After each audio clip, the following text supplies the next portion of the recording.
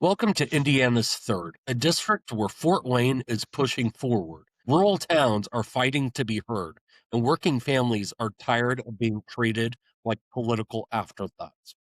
We've got factories closing, farms struggling, hospitals hanging on by a thread, broadband that thinks it's still in 1999. For too long, DC has expected the third to vote red, stay quiet, and not ask for much. But voters here are done with being ignored. Today, we're talking to a candidate who says it's time for District 3 finally gets a representative who shows up, listens, and fights for the people who actually live here. Let's get into it.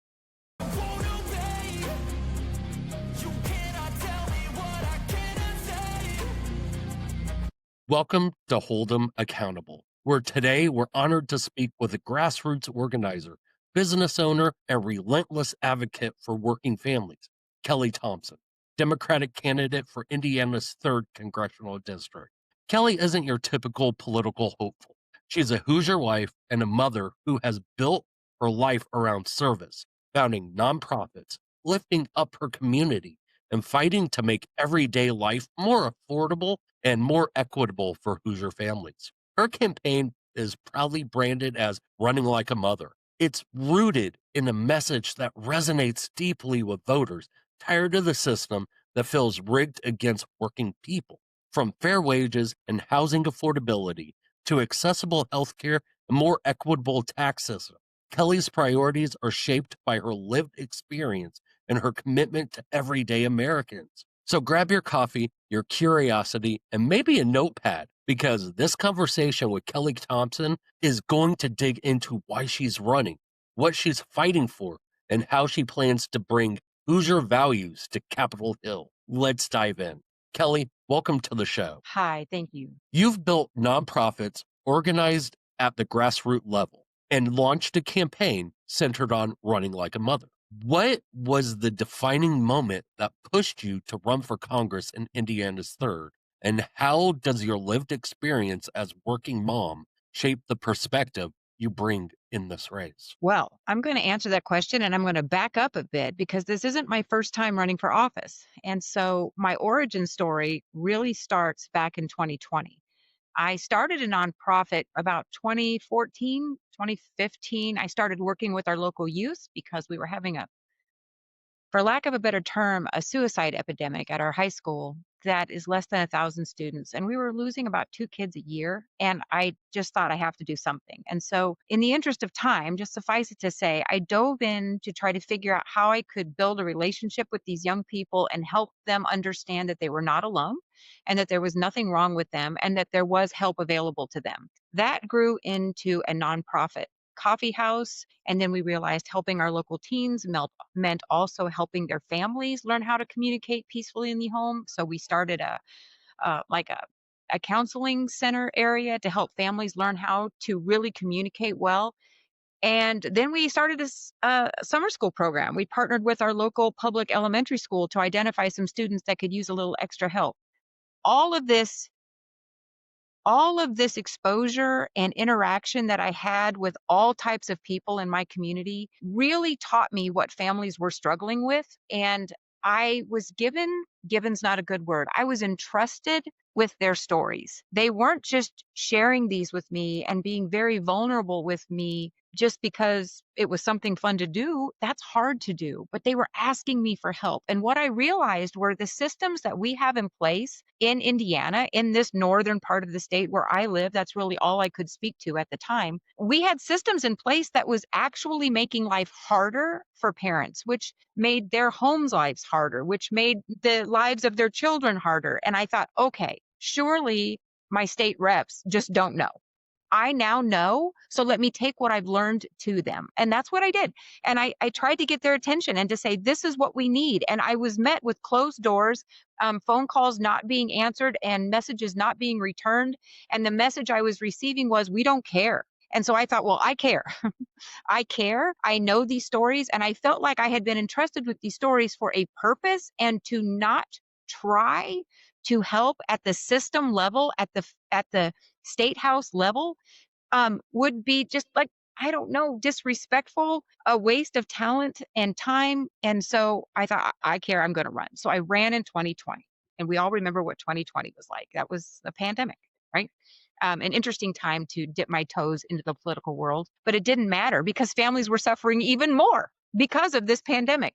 And so I ran. I started about May, so I didn't have the full year even really to get my feet underneath me, but I knew that families were counting on me. So I knocked on over 8,000 doors. I did it with a mask on my face to be as respectful and as safe as I possibly could, but I couldn't have big meetings. But still, even though I lost that race, I learned a lot and we scared the Republican Party. We ended up with 45% voter penetration, which means that an awful lot of people who had Donald Trump signs in their yard crossed over and voted for me.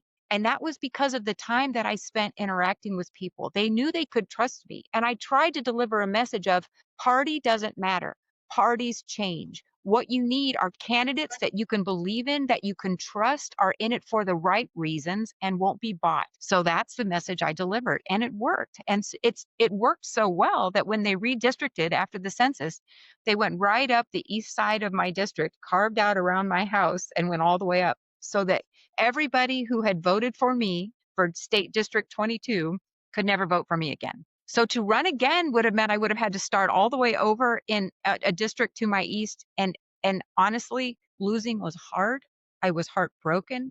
My concession speech really was a Facebook message that I cried my way through, begging the man who beat me to please pay attention and to listen. And I had handed him all of this information about what our families needed. So that's how I really dove into the political world. Took a break, took a step back, and then November of 2024 happened. And when Donald Trump was elected in November of 2024, I still had all these stories. Families were still suffering, and in fact, more so. And I knew that with this second Trump administration, the pain was going to be even greater with the economic systems that were at play in their lives. But we also now have to deal with an administration that is openly racist, that is openly homophobic, that is openly trying to ban books and just now it was attack on our freedom. It wasn't just these economic principles that were hurting families. Now the very members of my family were in danger. I have a big family. I have 6 kids. About to have my 13th grandbaby in May. And if you look across my family, black, white, brown, my daughter married to a beautiful woman, all of a sudden I realized my very family was being labeled by this administration as enemies of the state. And so this Mimi, I couldn't sit this fight out now. So I thought, you know what? You may have carved me out of, the state rep district of 22, but I'm going to run for Congress because I took a look at who our representative is in the 3rd district and he's not representing us. So I'm back in the same situation. Families are still hurting. Families are still in danger, even more so than they were in 2020. And we have, I'm trying to use nice words here. We have a representative in Washington, D.C. that is MIA, MIA in person and MIA legislatively, not fighting for us. So that's what got me to this point now. Your campaign focuses heavily on affordability, equity, and rebuilding systems that actually work for families. If elected, what will your top 3 legislative priorities be, and which of these do you intend to drive hardest in your first Okay. 100 days? That's a loaded question. So let me tell you, I would say that my let me do this overarching introduction to this. I believe that in our country today, we have 2 economies at play. When Donald Trump says that the economy is booming, he's talking about Wall Street. I want to focus on Main Street. So when I'm going to list for you the policies and the issues that I really want to drive home, I want to fight for Main Street. We haven't had that in Washington D.C. in a very long time. And so while I understand that all of these issues, all of the affordability issues, they all interact and are dependent upon each other, my top 3 I would have to say healthcare, childcare, education. Primarily, if I had to focus on one, I would say I'm going to focus on healthcare. And why is that? Here's why. Because of the way our country has set up our healthcare system, people are locked into jobs and therefore locations. If you are lucky enough to have a job that provides some healthcare coverage for you, you're locked into that job. Because if you leave that job, you risk losing that coverage. Okay. So that has greatly cut down on the mobility of the American people. If we had a universal healthcare program, something like Medicare for All, where people knew that they had coverage no matter where they lived and no matter where they worked, that would free up American citizens to then find the states that were most conducive to them being able to provide for their families. They could be able to say what state actually offers a livable wage. What take New Mexico. New Mexico, the governor of New Mexico just launched universal childcare, no means testing. You can live in New Mexico and have free childcare so that families can go to work. So if we had healthcare available to our people, then people like my daughter, who's a single mother, could say, you know what, I think I'll go to New Mexico so that I can have childcare for my daughter and I can work in that system. So I think that's why I had to pick one. It would be healthcare. Now, I only talked about one facet, and that's the mobility feature of healthcare if you had that type of coverage. But also, we have to understand that on a global scale, we are the only wealthy industrialized nation that doesn't already do this for their people. We are locked into a system that keeps us from being able to take care of ourselves. Because who, I'm talking to listeners right now or viewers right now, who of us doesn't, when we see even a child of ours sick or running a fever, wonder, do I take them to the hospital? Do I not? What is this going to cost? As a small business owner before the ACA, we were uninsured. I remembered one time my daughter fell and hurt her arm coming in the house, and she was about 7 years old. And I thought, do I take her to the ER? What if it's okay? What if it's not okay? We have to decide, what is this going to cost? We don't even know. Is it going to cost me $600 or $6,000? How can I possibly know that? So I put her in the car and I was driving to our local hospital, and we got about halfway there. And I said to her, Hannah, honey, is it really, really hurt? Or is it just a little hurt? This isn't a conversation that people in this country should have to have before we take our children to the doctor if they need medical care. We are not having to reinvent the wheel here. I have a small business. We provide healthcare coverage for our employees. Right now, a family of four on our plan, I pay the premium for that family is, I don't know, last year it was $1,564 a month or something. It's going up 10% this year, of course, as always. But I ran the numbers in October, and that's $18,000 a year I'm paying for that family to have coverage. That's with a $3,500 deductible times up to 2. This one in particular employee that I'm thinking of's wife is pregnant, right? So we're going to pay $18,000 for that employee to be covered. And then when they have their baby, they're going to be out $3,500 for the mother's care and $3,500 for the baby's care. It's $25,000 in 2026, actually more than that because our premiums are going up, that I'm having to pay. This employee himself makes a little over $100,000 a year.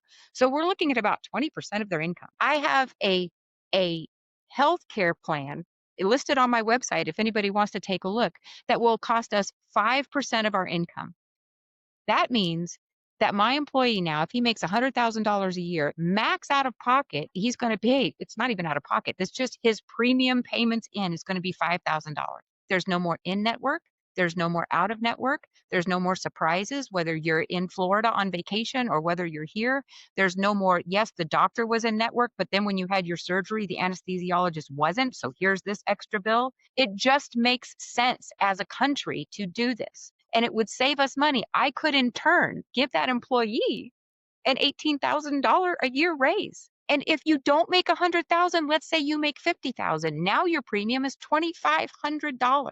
This is what I talk about to people every day because I'm met so often with every policy that I try to educate people on and let them know that we can have the things that we deserve and the things that we need. I'm met with this question all the time with how are you going to pay for it? Well, I have a business degree. I understand ROI, return on investment. And so every plan and policy that I write and I try to put in place, I educate the people to let them know what the return on investment is and how it makes no sense not to do these things, right? We've been fed the line that the GOP is the party of fiscal responsibility. But if you look at the policies that I'm trying to enact when I get to Washington, D.C., and if you let me have a chance to explain them to you, you'll understand that actually it's fiscal irresponsibility, right? So, healthcare, number one. But childcare is a close second because how can families work without childcare? We've built an economy where both parents have to work. We've built a culture where we have a lot of single parents that are having to work. And I have been meeting with childcare advocacy groups in northern Indiana and down in Indianapolis and talking with them about the cuts that are coming and how they're having to turn away people, not because they don't have spots, but because people can't afford anymore to bring their children home and the store or to bring their children into childcare while they go to work. And the stories that I'm hearing are heartbreaking. These childcare providers are letting me know that parents are having to leave children at home at ages where they should not be left at home.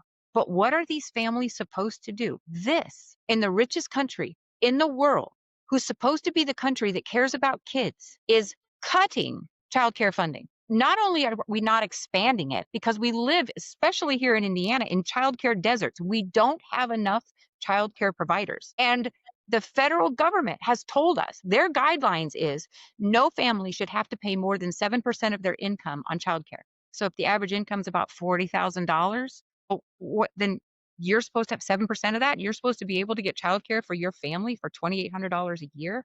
It's not anywhere for that price. Not anywhere. And that's the federal government's guideline. But somehow there's a disconnect between this is all you should be paying, but we're not going to help you pay any less when we can and we should as a nation. Especially if we can go to the ROI for a minute, the ROI on childcare is anywhere from $7 to $14 an hour or $14 return on investment. So if we just take the middle number of 10, if I said to you, Derek, for every dollar that you give me, I'll give you a $10 bill. Think about that. How many dollars would you give me? No, All of 100 them, at right? least, You'd 100. find all the dollars you could possibly find because it's a tenfold return. So why are we being fed the lie that we don't have the money? It's not an expenditure, it's an investment. We have to take care of our kids. It's cruel and fiscally irresponsible not to, because if the ROI is 10 to 1, then that means if we don't do it, we're actually costing ourselves $9 every time we don't invest a dollar into childcare. So, and then you can look, I also have an education plan that doesn't tax Main Street, but does tax Wall Street. And I think that when you take a look at it, you'll understand, hey, it's a 2% speculation tax. 2% speculation tax on day trading. I'm talking about the people who sit at their computers all day and they type things and money flies. Nobody's working. My husband's a concrete contractor at 62. He's still pouring concrete every day. He's working hard. We all know what it's like to work hard. But sometimes people make an awful lot of money with just keystrokes. With a 2% speculation tax, 2 pennies out of every dollar that's just flying around in the air, that raises $5 trillion over 10 years. That's $500 billion a year. That's how much money is flying around that in the world of day trading and stocks and bonds and dividends, et cetera.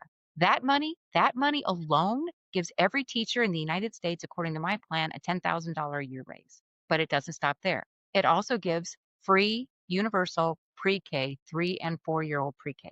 It also forgives college loan debt and provides college to our kids. Again, the ROI. We have to do this. We as a nation need an educated population. We have to. If we're going to enact healthcare, make it available to every American, then guess what we don't have enough of? Doctors, nurses, techs, hospitals. We have to have those. It is wrong to ask our children to go into debt to the tunes of $100,000 or $200,000 so that we can have what we need in this country. If you go to work at GM and they need you to do something that you don't know how to do, who pays to train you to do that? GM does. So we as a nation need to take responsibility. This is a national security issue. We need engineers. We need our people to be able to know how to do these jobs. So we need to be the ones who foot the bill to get it done.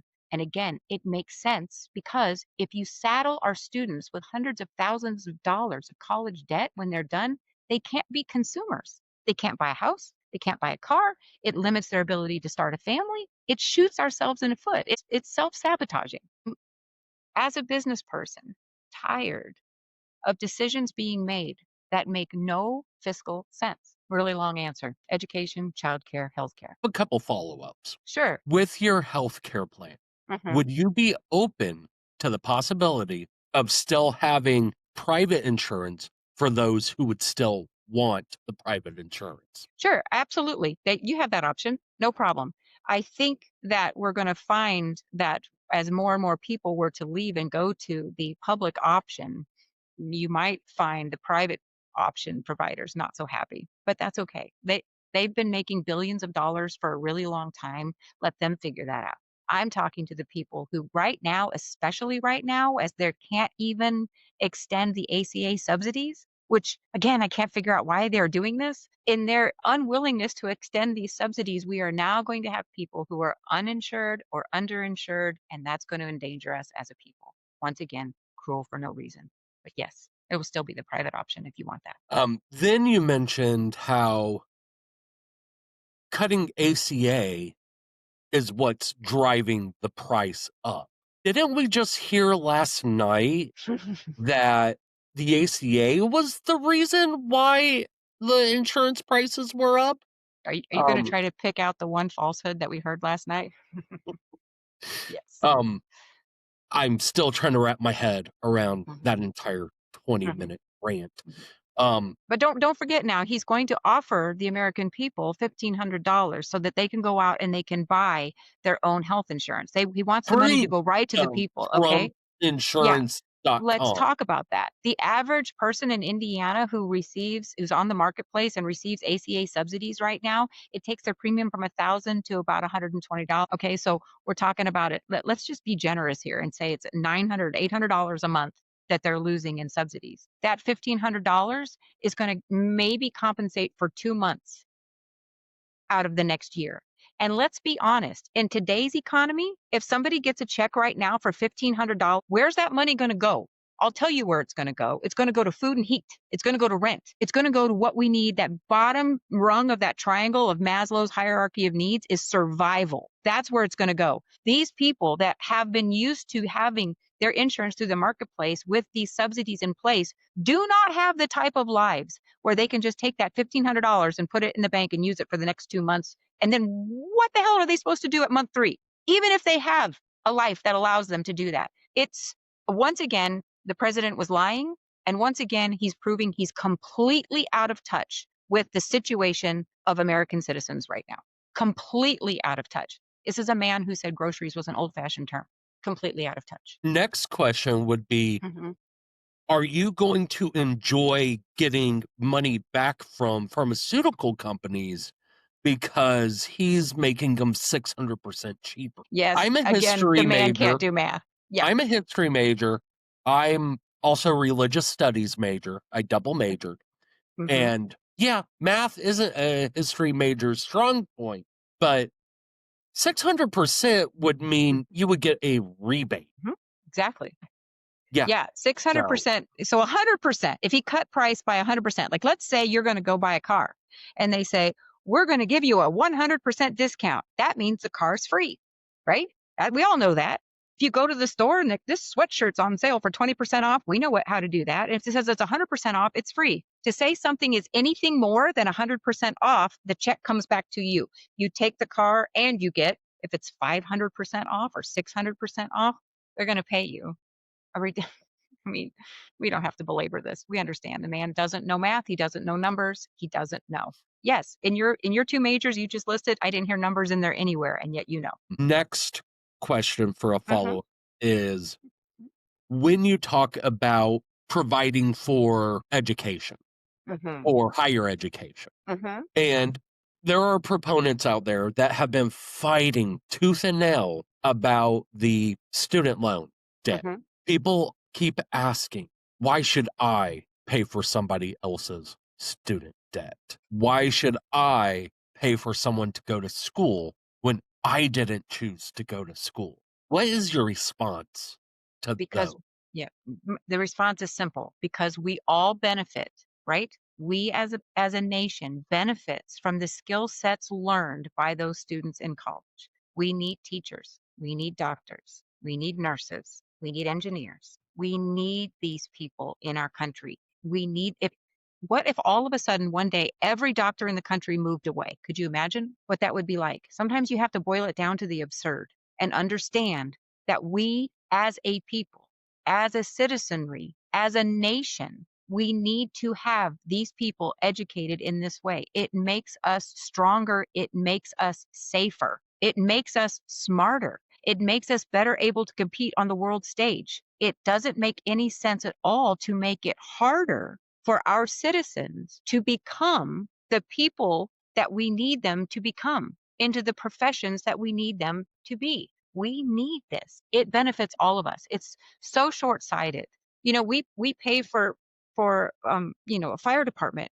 Have you ever had a fire in your home? I haven't had a fire in my home, but I'm happy to pay for the fire department. Needs to be here. It's a common good. We all benefit from this. And paying for somebody's education at a higher level, post-secondary education, whether it's a skills or a trade, or whether it is a 2-year degree or a 4-year degree or a medical degree or whatever it is, this makes us all stronger and safer and better. We need that. What is so strange about that idea? We don't argue about paying for everybody's second grade education. We don't argue about paying for everybody's eighth grade education. We've understood that it benefits us as a society to have an educated population. Now, when we have this conversation in today's date, when there are people who didn't go to college because they couldn't afford it, it might feel unfair to them, right? But we can't stop and halt progress because it wasn't there for people of yesterday. We can't continue to do the wrong thing because we've always been doing the wrong thing. We can't continue to do the harmful thing because we've always done the harmful thing. We have to be brave, and we have to understand that just because it wasn't available to me doesn't mean that it shouldn't be available to others going forward. That's progress. That's progress. Progress has been given a bad name, a bad rap. I'm a progressive. That's a bad thing all of a sudden, that we are proponents of progress? When did that happen? Make sense? So, third district stretches from Fort Wayne's growing urban core to rural communities that feel left behind. How would Mhm. your background in community empowerment and nonprofit work guide your approach to meeting the very different needs of urban, suburban, and rural futures? Good question. Um, so this district is 4,300 square miles, and it encompasses 13 counties. I've been to each and every county over the last 9 months more than once. I've talked to from county parties. I've talked to farmers. I've talked to teachers. I've talked to veterans. I've talked to truck drivers. I've tried to put myself in as many rooms as possible to hear from the people. And while there are differences, for sure, the first question you asked me was about, what 3 policy issues did I want to work on the most? And that's healthcare, childcare, and education. That spans the whole district. Those needs are there no matter where I talk, and those are paramount because we have Main Street in urban areas and we have Main Street in rural areas, right? Now, if I'm talking in downtown Fort Wayne, I'm probably not going to bump up against a lot of farmers who are really upset right now, and rightly so, and are scared, and rightly so. But when I talk in urban areas, I still hear about poverty. I still hear about addiction. I still hear about crime. I hear about these things. And again, all of these things go back to the affordability of life and whether or not we have the social safety nets in place that everybody needs. I'm reminded as I'm saying this, I was in Ireland and one time with my husband and 2 of my kids, and we were taking a tour of a jail.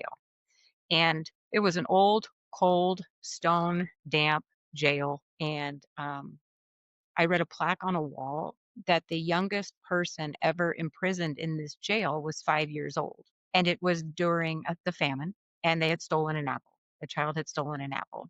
And to be in this jail as a 5-year-old child, the thought of that was so jarring to me. But the reason I'm telling you the story is because it so succinctly pinpoints our problem with crime. When people are desperate, they do desperate things. If we can build a society that can alleviate that desperation, we will be attacking crime. Crime rates go down when people don't feel hopeless and desperate. So that also spans the district. Now, in Allen County, you have more people, right? So obviously, you're going to have higher crime rates. You're going to have more incidents of crime that take place. But in these rural districts, there is still crime. It's still happening, but the reasons are the same. It still boils back to desperation. And the way I have looked at policy from 2020 up until now has always been as a problem solver. I can't wave a magic wand and just eliminate this struggle, but I can look at it deeply enough to find the root cause of this and begin there to bring the numbers down as quickly and as efficiently as we possibly can. So, still, those three overarching issues: healthcare, childcare, education, all across the district. Where some people might say, Fort Wayne has issues with crime, I would argue all of them do. And I think that we can attack that the same in every arena, every county. Does that make sense to you? Perfectly. Yeah.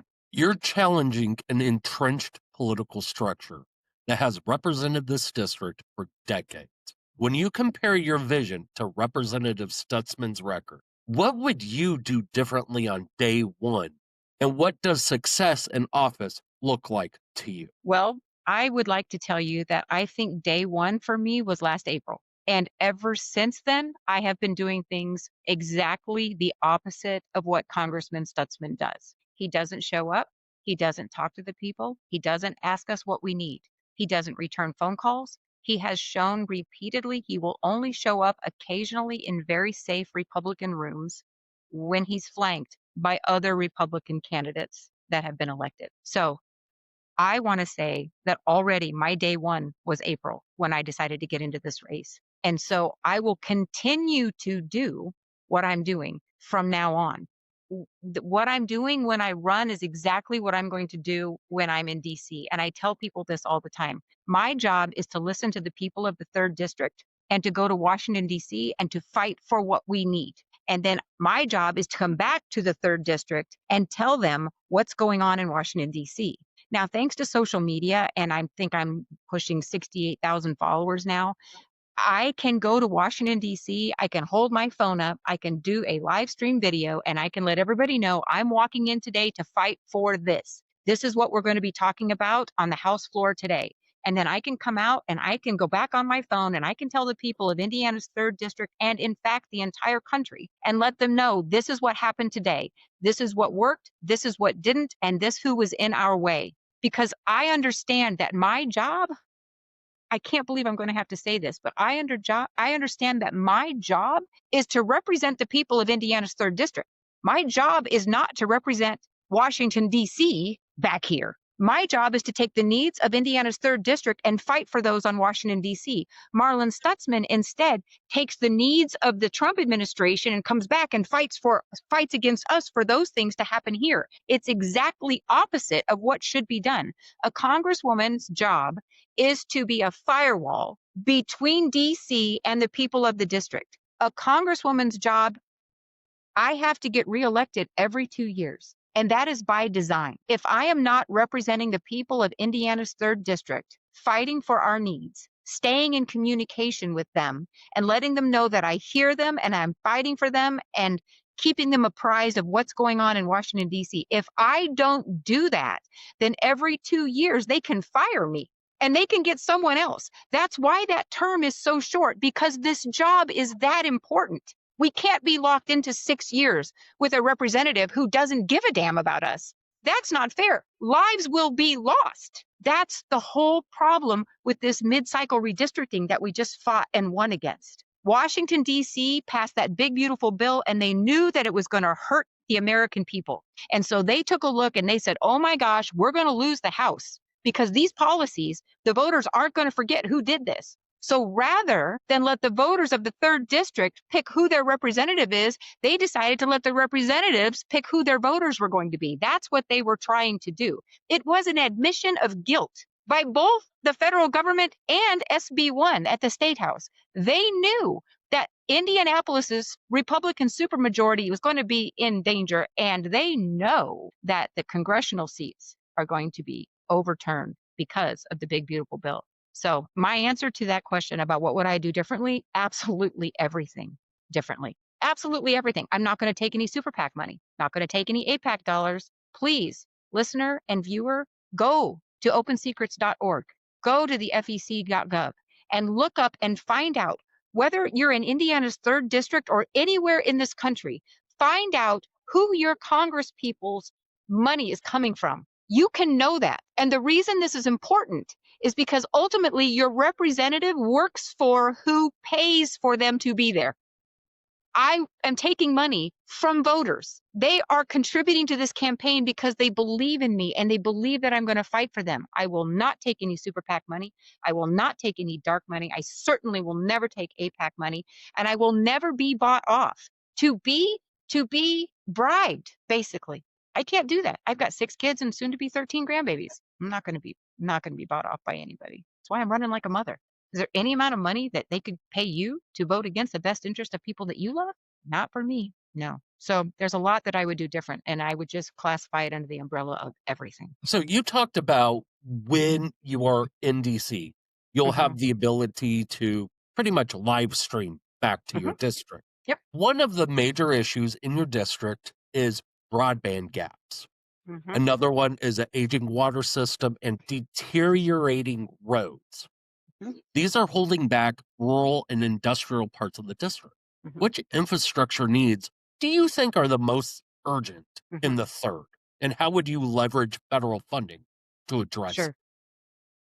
I'm going to try to wrap all of this up, I have a jobs plan on my website listed because it also encompasses our energy grid, okay, which has been determined by the Pentagon as a national security risk. Okay, this is an issue. So whether it's our power, our internet access, our roads, our water, whatever it is, all of these things will be addressed in my jobs policy, my jobs plan that I have. And what this looks like is what we're going to do is we're going to rework all of this, and we're going to do it in green ways. We're going to do it in efficient ways. We're going to do it with high paying union jobs. It's going to create 10 million new jobs, and these will all be livable wage jobs with benefits. And what this is going to do is make our nation safer and also give our people the jobs and the money that they need.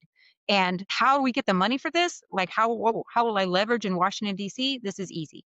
When we had Doge and it went in there and just cleaned house and did everything that they did, the one area they never touched is military spending.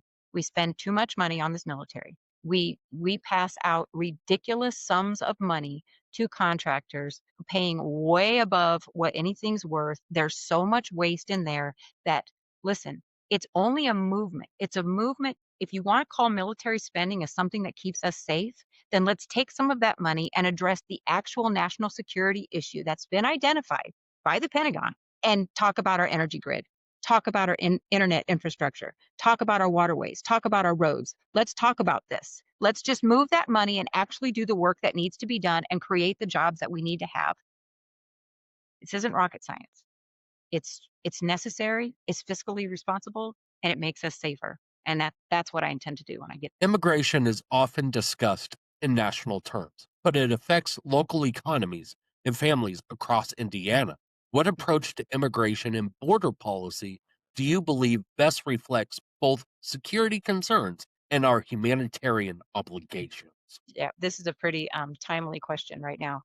I have a lot of thoughts on this. Number one, we need to get rid of ICE. ICE was an overreaction to 9/11. We don't need ICE. We have a Border Patrol agency that knows how to do their job. We have Coast Guard in place. We know how to do our job. We need to go back to that, and we need to defund and get rid of ICE. Right now, ICE isn't making anybody safer.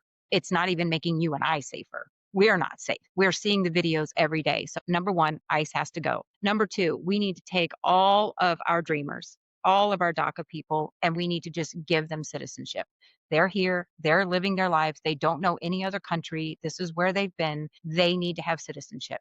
We need to have an immigration policy that is a pathway to citizenship that actually works. We had one offered by the Biden administration that we thought maybe we could get across the finish line. However, Donald Trump, while he wasn't even president, made a few phone calls to the Republicans in Washington, D.C., and basically said, don't pass this now because I need it to still be a problem when I run for president. That's basically what happened.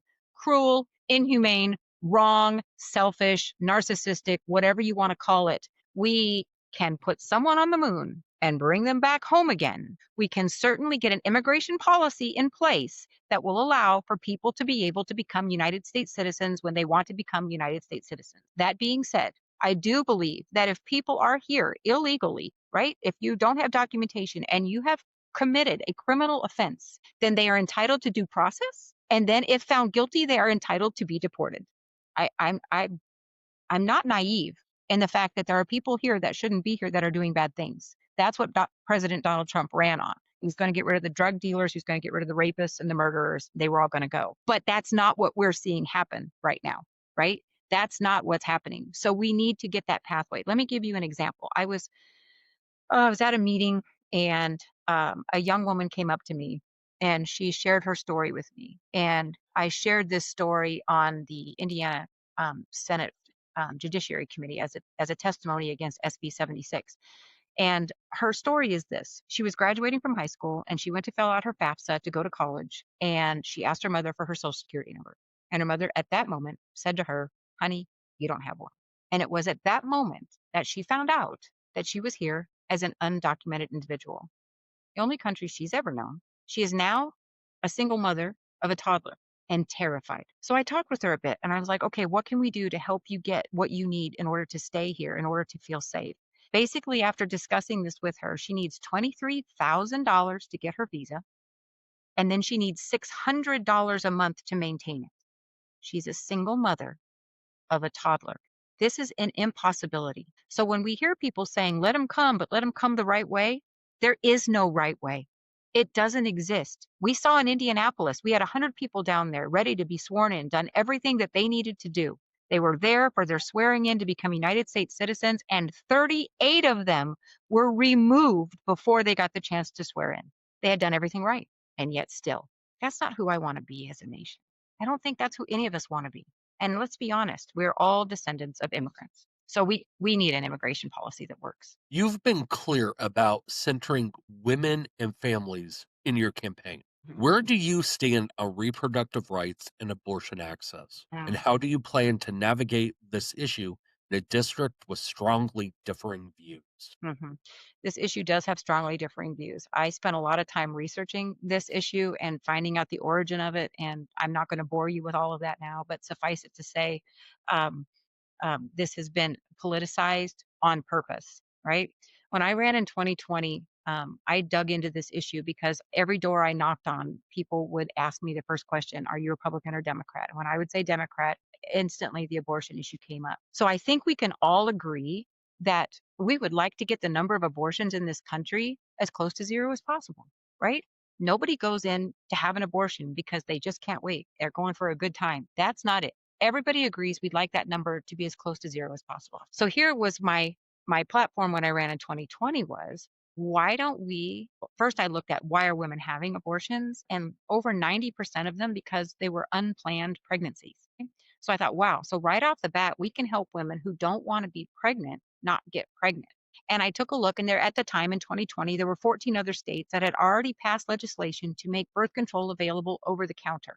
And I thought, why can't we do that? Why can't we do that? Rather than take away a woman's right to choose, endanger her, have male legislators basically tell her what she can and cannot do with her own body, make medical decisions for women with no medical degree. Rather than go that route, as a problem solver, I thought to myself, let's go this route. Because what does a woman have to do in order to get access to birth control? She's got to take time off work. She's got to go to a doctor. She's got to pay for that doctor's visit. Then that prescription gets called into the pharmacy. Then she's got to go pick that up. It seemed if 14 other states were already doing it, why couldn't we do it?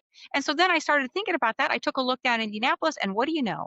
I think it was House Bill 1141 had already been drafted, already brought into committee by a female Democratic lawmaker. And guess what? The Republican Party wouldn't even let it out of committee, wouldn't even let it get to the floor for a vote. And I thought, why is that? If they're so against abortions, why won't they help women who don't want to be pregnant not get pregnant? And then I realized, oh, it's a fundraising issue. See, as long as they can make their phone calls and say, can you contribute to my campaign so that we can save the unborn babies and get everybody all emotionally wrapped up, then that was why they're not going to let this even come to a vote. What they were doing was directly contradicting what they said they wanted to have happen. So my stance on abortion is I think that we should help women who don't want to get pregnant not get pregnant. And I think it is a woman's right to choose always and forever. This is a decision that she needs to make with her doctor. I remember I was reading a book out by the pool one time about abortion when my youngest son walked up and he saw me reading the book and I said, "I'm just trying to learn about it." And he threw his hands up in the air and he says, "Until I have a uterus, this is none of my business." And I thought, "Wow, you've got a good mom. Somebody's raised you right." Your campaign emphasizes people over political insiders. How will you maintain accountability to the voters? Well, I touched on this a minute ago when I said I'm not gonna take any special interest money. If the money doesn't come from the people that I'm choosing to represent, and if it doesn't benefit the people that I'm choosing to represent, then that's how I intend to keep myself pure. Here's the deal. My campaign manager hates this when I say this, but I would do this job for free because there's that much on the line right now. This doesn't have anything to do with money. This has nothing to do with pride. This is not a legacy project for me. I've got soon to be 13 little people who call me Mimi, and that fills my heart. I have a husband who loves and adores me. I'm not doing this for any other reason other than I can and want to help the American people. And I think that my willingness to stay in communication with the constituents, to show up to town halls, to show up at coffee shops, to show up at laundromats, to make sure that everybody gets a chance to talk to me and tell me what's on their mind is what will keep me rooted and grounded. And remember, the reason I got into this was because of the stories that families had shared with me. Each of these stories have faces. These are real people. So to turn my back on them means I'm turning my back on Chrissy and Tressie and Sean. They all have names and faces. I can't do that. And I think that when our legislators lose touch with the people in their district, when they refuse to show up and answer to them and listen to them, they forget why they're there. And I will never do that. And if I do that, vote me out. Congress is deeply polarized, yet Hoosiers constantly say they want solutions, not Mhm, drama. How mhm. will you foster civil dialogue and bipartisan cooperation? What core values or rights will you outright refuse to compromise on? Part of being a mother of 6 kids, and I had them in an 11-year span, so I had a whole lot of teenagers at one time, was a skill set that I learned was that, um, how to have communication with people that disagreed with me that I was unwilling to lose connection with. Does that make sense? My kids are strong-willed, they're smart, they have great ideas, and they would challenge me, they would call me out on hypocrisy, and we would have those types of conversations. And so I learned a lot about how to talk to people who think we have nothing in common, or people who feel like I'm their enemy, or I'm working against them. And so I have a skill set in place now about how to have those types of conversations with people, how to find a common ground and build from there. And I don't think that Democrats and Republicans at their core want different things. Childcare, education, healthcare. These are not blue or red issues. When you get down to the bottom of it, right now we're seeing four um, Republican lawmakers in Washington, D.C., crossing the aisle to say, I don't want to go home with no answer to my constituents about these ACA subsidies. At our core, we want to do the right thing, many of us. We just happen to have an administration in power right now that threatens and bullies. And we're feeling the effects of that in this division inside of our government. But I think that our best ideas come together when we can sit down one on one and talk. We've all heard the stories that when the cameras are off, these people get along, right? So I think that when we can come together, put a Democrat and a Republican together on TV together and say we want to work for healthcare. Let's do that. We might disagree on how to get there, but we all know we need it. We all know we need it. So I think that my skill set that I learned in working with my kids and other teenagers over the years is going to help me be able to have those types of conversations. Also, remember I told you that in our nonprofit, we helped our families learn how to communicate peacefully. I traveled the country to learn how to do that. I went to trainings all over the country to learn how to communicate people where you can keep defenses down so that people can hear you and they don't feel like they're at war with you when you say something that maybe they don't like right off the bat. And so I intend to bring all of those skills to the table when I get to Washington, D.C. And even before running on the campaign trail, every meeting I go to, I have Republicans who show up too. Let's talk. Let's talk. I don't think we disagree as much as everybody would like us to believe. And finally, if voters remember one promise you made, one line in the sand that you will not compromise on. What is that one principle? I will never take dark money, super PAC money. I will never be bought or bribed off of any issues because my job is to represent the people of Indiana's third district. And in order to keep that motivation pure, they need to know that I will not be bought nor bribed ever, ever, ever. All right, Kelly, we've covered the big issues, the hard policy, and what you want to bring to the people in Indiana's third district. But now it's time to find out where you really stand when the pressure is on. This part of the show where instinct meets honesty. Our Okay. rapid fire round we like to call hold them or fold them. Short questions, fast answers, no filibusters. You ready? Okay. I'm ready. Raising the federal minimum wage to a living wage tied to the cost of living. Hold 'em. Expanding federal child care assistance to help working families in Northeast Indiana. Hold 'em. A federal cap on insulin and other life saving prescription drug prices. Hold 'em. Federal incentives to bring manufacturing back to Fort Wayne and surrounding counties. Hold 'em. Each member of Congress must pass a basic civics test to keep their job, like every high schooler already does. Hold 'em. Codifying reproductive rights at the federal level. Hold 'em. A national paid family leave program, finally catching up with the rest of the developed world. Hold 'em. Expanding rural broadband using federal infrastructure funds to eliminate the third district's dead zones. Hold 'em. Term limits for members of Congress. Hold 'em. Pineapple on pizza. Fold 'em. Kelly, thank you so much for joining us today. Your passion for families, your commitment to community, and the energy you're bringing to Indiana's third district are truly inspiring. It's not easy to put yourself out there, to run for office, to say, I'm stepping up because my community deserves better.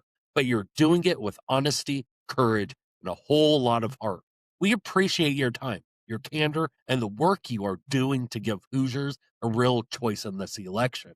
Conversations like this remind us why democracy matters, not because candidates have all the answers, but because they're willing to show up, listen, and fight for the people who live here.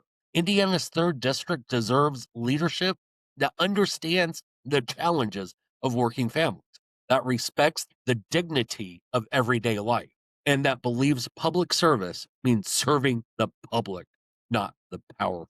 Whether it's fixing our infrastructure, making healthcare affordable, protecting fundamental rights, or giving working people a fair shot, the solutions won't come from shouting at each other. They'll come from people who care enough to try, people like Kelly. So if today's conversation moved you, challenged you, or even flat out irritated you, good. That means you're paying attention. That means you care. And caring is the first step toward change. As always, keep asking the hard questions. Keep demanding better from people who want to represent you. Never forget that democracy isn't a spectator sport, it's a team effort. So stay informed, ask questions, and as always, hold them accountable.